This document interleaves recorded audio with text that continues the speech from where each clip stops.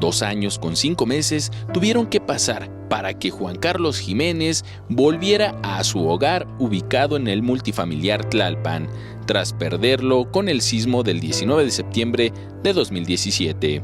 Contento y con la mirada llena de ilusión, nos dejó entrar a su nuevo hogar, el cual cuenta con 3 recámaras, sala, comedor y cocina, un pequeño balcón, puertas nuevas, calentador y ventanales nuevos.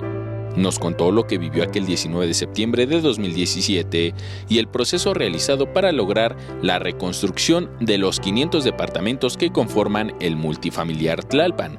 Pues nosotros estuvimos viviendo aquí enfrente, 10 días ahí sobre Calzada de Tlalpan, y pues la verdad no se les desea a nadie nada de eso, ni a mi peor enemigo se lo deseo. Y pues nos echaron la mano algunos familiares para irnos y pues posteriormente porque no nos podíamos quedar aquí, ¿no? Porque prácticamente el gobierno no nos dijo desalojen, simple y sencillamente por el miedo del edificio que colapsó, pues todos teníamos miedo, ¿no? Lo primero que hizo fue pintarlo con el propósito de personalizar su nuevo hogar.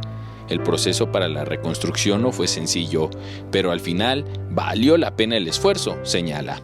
Eran juntas de cada 8 días, venía reuniones de 4 a 5 horas estar ahí, pues porque no nos querían cumplir. Pero pues mira, la batalla fue dura, pero gracias a Dios estamos otra vez, te vuelvo a repetir, de regreso.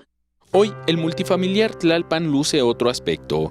Aquellos edificios con más de 50 años de existencia quedaron en el recuerdo y pasaron a ser inmuebles modernos, equipados con tecnología sustentable, seguridad en los accesos y áreas verdes.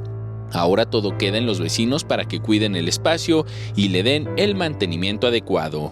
Sí, lo valoro más la vida, ¿no? Porque prácticamente, te vuelvo a repetir, esa mañana tarde, desgraciadamente faltaron algunos de mis vecinos, que se derrumbó el edificio. Gracias a Dios mi edificio quedó en pie, estuvo bien, porque aquí estaba mi mamá, mis familiares aquí estaban, se lo pasaron aquí.